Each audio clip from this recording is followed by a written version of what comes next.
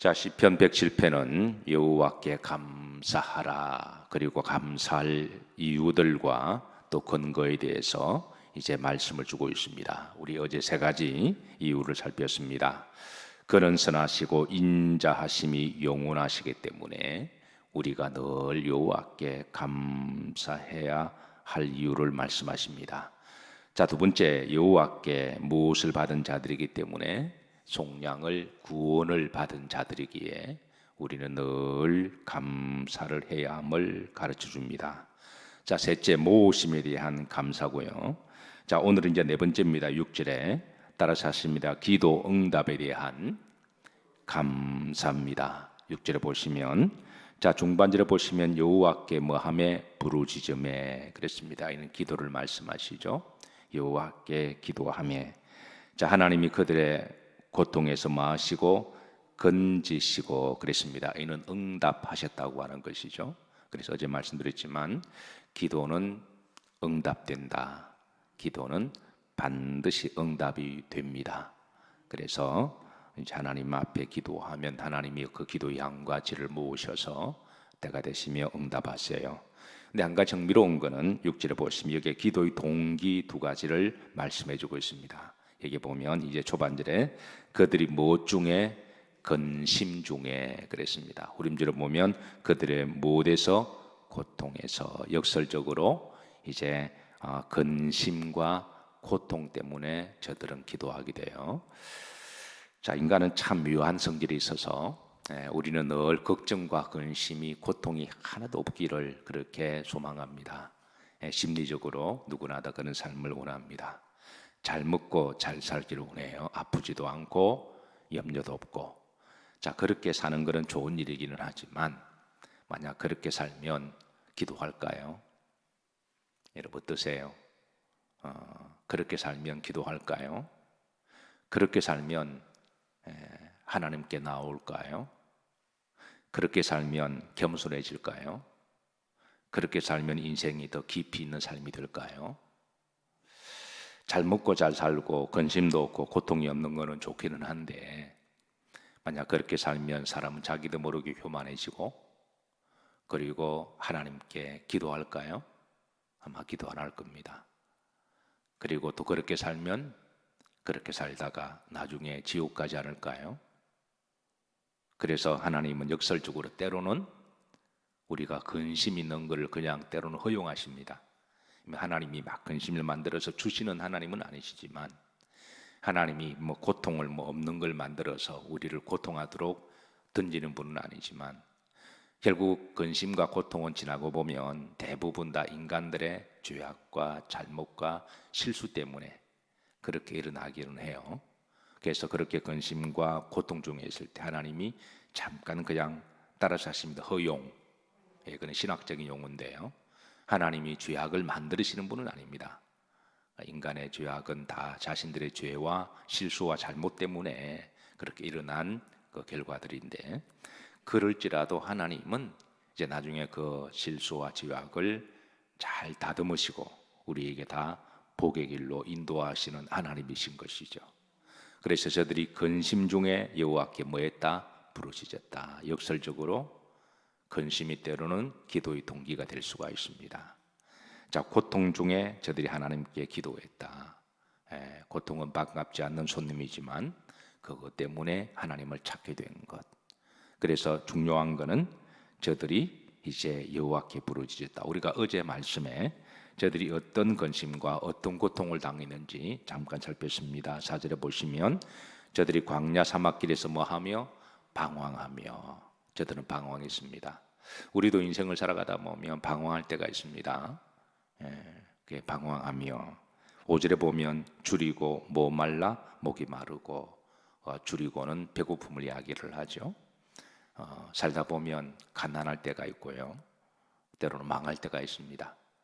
또 목이 말라, 이거는 단순하게 물이 없어서 목이 마른 상태가 아니라 어떤 정신적으로 또 마음적으로의 어떤 그런 답답함, 우울증, 그런 문제들을 이야기를 하죠. 그리고 그 다음에 그들의 영혼이 그들 안에서 뭐하였도다? 피곤하였도다. 자, 이런 문제들이 우리가 인생을 살아가면서 흔히 겪기도 하는 모든 사람들의 문제입니다. 그러나 이것 때문에 이제 어떤 사람은 근심 중에 여호와께 부르짖어 기도하게 되고, 이런 것 때문에 인간의 연약함을 깨닫고 겸손하고 하나님께 나오게 되고, 하나님은 그런 근심과 고통 중에 부르짖는, 여기 보면 또 기도의 자세가 나와요. 6절에 보면 여호와께 뭐하며 부르짖으매. 이는 마치 어린아이가 아이들에게 막 우는 듯한 모습, 또 짐승이 가끔 어느 덫에 빠져서, 구덩이에 빠져서 막 우는 모습, 아주 절박한 모습을 이야기합니다. 그래서 이 모습은 크라이드 아웃이라고, 목소리를 높여서 우리가 절박할 때 자기도 모르게 이제 그런 소리가 나오죠. 짐승들도 절박하면 아주 그냥 듣기만 들어도 애절한 소리가 나와요. 사람도 절박하면 누가 들어도 애절한 소리가 나옵니다. 그래서 그런 절박한 기도를 하나님이 들으시고, 그래서 이제 6절에 보시면 기도의 동기에 대해서도 말씀하시고, 또 기도하는 자세에 대해서도 알려주고 있습니다. 그래서 근심과 고통 중에 저들이 간절하게 부르짖을 때 하나님은 저들을 불쌍히 여기시고, 저들을 긍휼히 여기시고, 긍휼과 인자가 많으시고 영원하신 하나님께서 그들의 기도를 들으셨다는 것이죠. 지난 주일날 성전에 올라가는 성도들의 그 기도문이 있다 그랬죠. 그 기도문이 뭐라 그랬나요? 큐리에 엘랭손 휴마스, 주여 우리를 불쌍히 여겨 주옵소서. 우리는 하나님 앞에 올 때 이 기도를 하지 않을 수가 없습니다. 왜냐하면 모든 사람들이 다 죄인이고요, 모든 사람들이 다 연약합니다. 우리가 하나님 앞에 그 누가 당당하게 나는 하나님과 맞짱 뜰 만큼 나는 그렇게 자신 있는 사람 한 명 없어요. 만약 그런 마음으로 나온다면 하나님이 얼마나 우습게 보실까요? 얼마나 가소롭게, 얼마나 교만하게 보실까요? 우리는 하나님 앞에 영원한 죄인이고, 우리 하나님 앞에 영원히 머리 숙여 와야 할 그런 피조물입니다. 하나님은 창조주 하나님이시고, 그래서 하나님 앞에 너희는 여호와 앞에 잠잠하라 라고 하신 것도 인간이 본질적으로 연약한 존재고, 그래서 하나님 앞에 우리가 겸손히 여겨서 우리가 해야 할 가장 많은 기도가 있다면, 주님 나를 불쌍히 여겨 주옵소서, 나를 긍휼히 여겨 주옵소서. 우리가 그렇게 기도하는 것이 마땅한 성도의 기도의 자세고, 우리가 아무리 의롭게 또 헌신을 많이 하고 또 아무리 그렇게 살아도 하나님 앞에 당당하게 설 사람은 한 사람도 없습니다. 그래서 우리가 믿음으로 열심히 사는 것은 좋은 일입니다. 우리가 한 주 동안에 정말 성실하게 정직하게 또 주의 이름으로 선을 베풀고 남을 도와주고, 그리고 죄 짓지 아니하고, 그래도 우리가 100% 그렇게 살지 못하잖아요.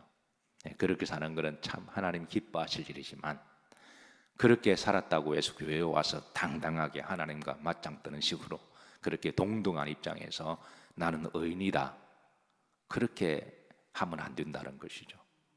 그래서 여전히 하나님의 은혜를 감사하고, 하나님 저를 긍휼히 여겨 주옵소서, 불쌍히 여겨 주옵소서, 그렇게 기도하는 것이 성도의 자세고, 하나님은 또 그런 믿음의 자세를 보시고 하나님이 그들을 긍휼히 여겨 주시고 그들을 기도를 들으시고 응답하시는 하나님. 오늘 시인은 우리가 감사해야 될 이유를, 바로 그 부분을 다시 상기시켜 주십니다. 오늘도 주 안에서 감사하시기를 주의 이름으로 축복합니다. 비록 근심과 고통 중에 있지만 또 하나님이 그런 것을 나중에 모든 걸 협력하여 선을 이루게 하시고 또 응답을 주시는 하나님이십니다. 자, 다섯 번째 감사할 이유를 바른 길로 인도하심에 대한 감사인데요. 한번 따라하실까요? 바른 길로 인도하심에 대한 감사합니다. 7절에 보면 합독합니다. 또 바른 길로 인도하사. 이 말이 얼마나 위로가 되나요? 이 바른 길이라고 하는 것은 이제 두 가지 의미가 있습니다. 꾸불꾸불꾸불한 길을 나중에 바른 길로 인도하신다는 거죠.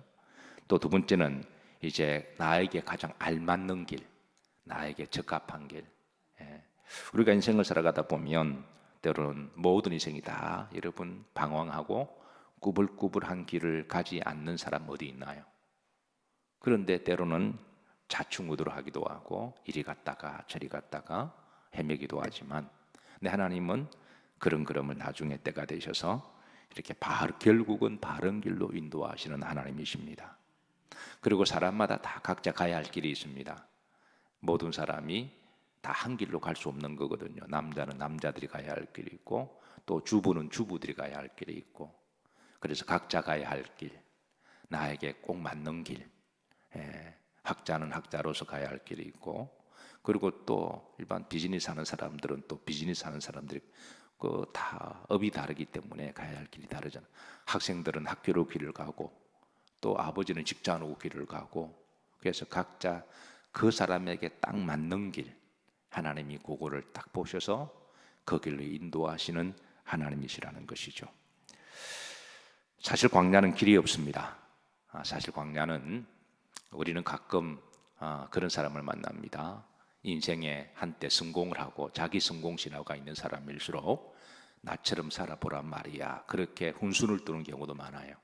그래서 성공 강연에도 하고 유튜브에 나가기도 하고 테드라고 하는 곳에 나와서 성공한 사람들이 자신의 가슴을 치면서 나처럼 살아보란 말이야 그러면서 인생을 강연하는데요. 그런데 여러분, 세상은 바뀌고 패러다임은 바뀌고 시대는 바뀌고, 그리고 옛날의 방식에 성공한 사람이 오늘 새로운 시대에 새로운 패러다임 시대에 그렇게 했다가 대부분 망하는 길이 대부분 많습니다. 그거는 그 사람에게 딱 맞는 그 시대에 그 사람의 방식이었습니다.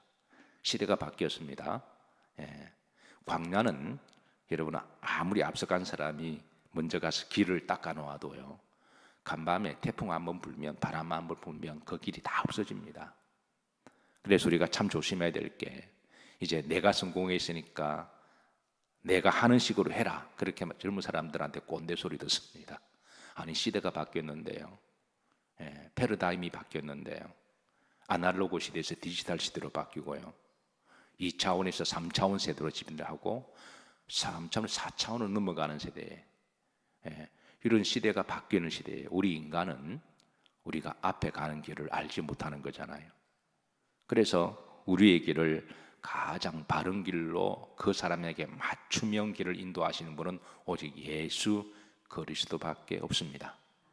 자기 성공 신화가 있는 것은 좋은 겁니다. 그는 그 정도의 어떤 해안을 가지고 성실과 정직하게 살았다고 하는 증거니까.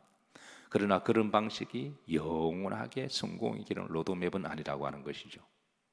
그래서 하나님께서 우리가 나의 길을 맡길 때 그 시대에 맞게, 그 사람에게 맞게 하나님 우리에게 감동을 주시사 그 걸음을 인도하셔서 바른 길로 인도하시는 분은 하나님이신 줄로 믿으시기를 주의 이름으로 축복합니다. 잠언 16장 9절에 그래서 이렇게 말씀하십니다.